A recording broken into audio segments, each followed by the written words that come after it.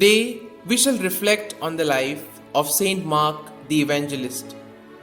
It is generally agreed that the Mark mentioned in the Acts of the Apostles is identical with the Mark referred to by St Peter in his first epistle and by St Paul in Colossians 4:10, 2 Timothy and Philemon.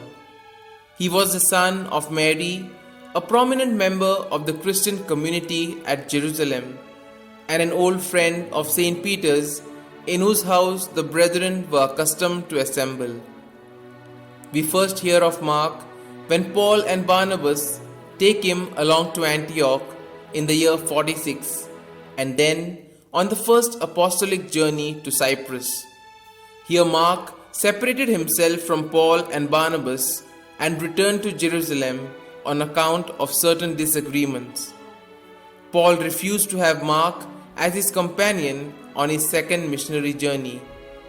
This caused Barnabas also to separate himself from Paul. Paul went on his way, while Barnabas and Mark went once more to Cyprus. But soon after, Mark and Paul resolved their differences and became friends again. Around the year 60, Mark was in Rome with the great apostle, preparing to return to the churches of Asia Minor, where he had become well known in the interim through his own apostolic labors. It appears that he also evangelized the region of Aquileia at the northern extremity of the Adriatic, whence the inhabitants fled some 400 years later at Attila's approach and founded the famous lagoon city of Venice. Mark is considered a great patron saint of the city, his body having been stolen from Alexandria, Egypt by Venetian soldiers in 815, and in Venice it has rested ever since under the high altar of the magnificent basilica named after him. Mark seems to have gone to Egypt from Aquileia, and there he founded the See of Alexandria.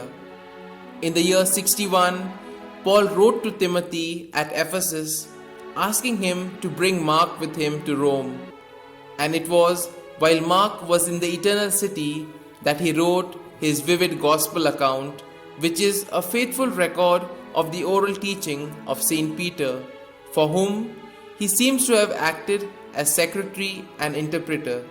An ancient tradition claims that this second gospel was at the request of the Roman Christians, originally written in Greek. St. Mark is the patron of notaries and is invoked against lightning and hail.